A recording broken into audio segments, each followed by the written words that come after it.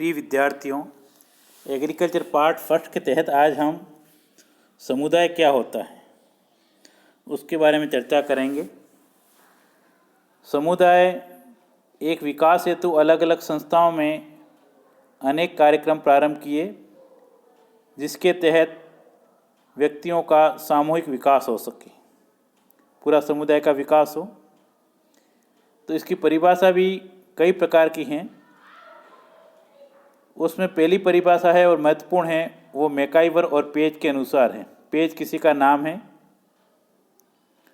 उनके अनुसार समुदाय जब कभी कोई छोटा समूह या बड़ा समूह इस प्रकार साथ साथ रहते हैं कि वो इस या उस हित में हिस्सेदार न होकर सामान्य जीवन की मूल परिस्थितियों में भाग लेते हैं, उस समूह को समुदाय कहते हैं। इस परिभाषा के तहत महत्वपूर्ण बात है मूल परिस्थितियों में भाग लेना और उसमें अपनी हिस्सेदारी निभाना। ये परिभाषा मैकाइवर और पेज की है।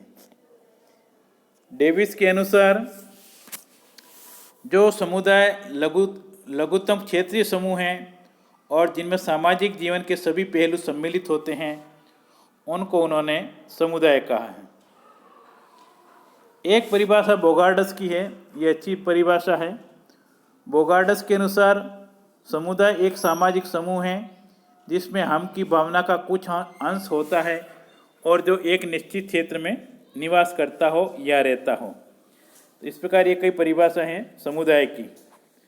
अगर हम सार रूप से कहें तो समुदाय सदस्यों का एक समूह है और इसमें हम कुछ अंश हम की भावना है, इनका एक निश्चित क्षेत्र रहता है, उसको हम परिभाषित समुदाय के रूप में करते हैं।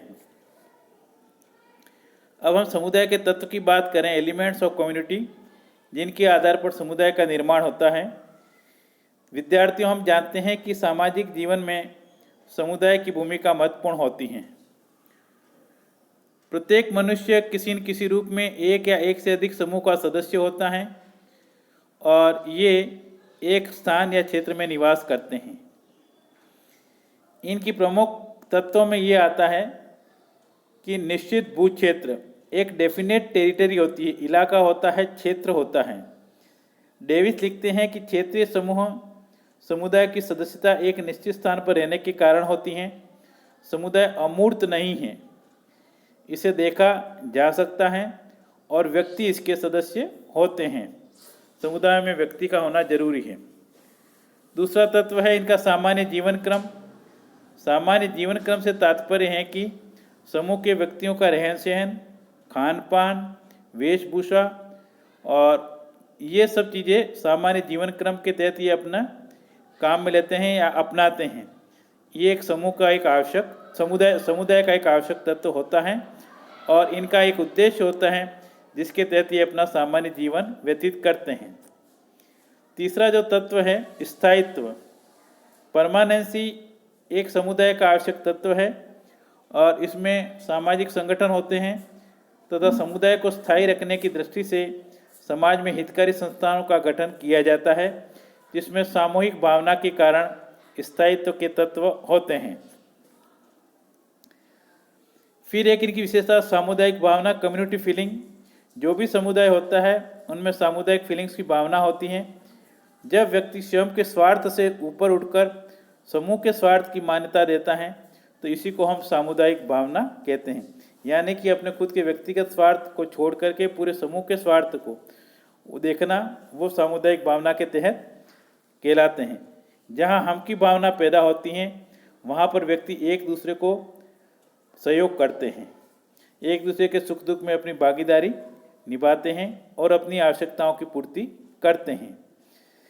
विशिष्ट नाम, जो भी समुदाय होता है इनका एक विशिष्ट नाम होता है और उस नाम से उस समुदाय की पहचान होती है। इनकी एक अपनी विशिष्ट संस्कृति है और उस संस्कृति के अपने विशिष्ट प्रतिमान होते हैं। भारत के ग्रामीण क्षेत्र और नगरीय समुदाय अपने अपने सामाजिक सांस्कृतिक प्रतीकों के लिए परस्पर भिन्न हैं। इसलिए समुदाय के लिए आवश्यक है कि उनका एक विशिष्ट नाम हो। स्वतः जन्म, एक महत्वपूर्ण तत्व ये है कि जो समुदाय होते हैं उनका जन्म स्वतः होता है। ये अपनी विचारधाराओं के आधार पर एक स्थान विशेष पर जुड़ जाते हैं, अपना सामान्य जीवन यापन करते हैं।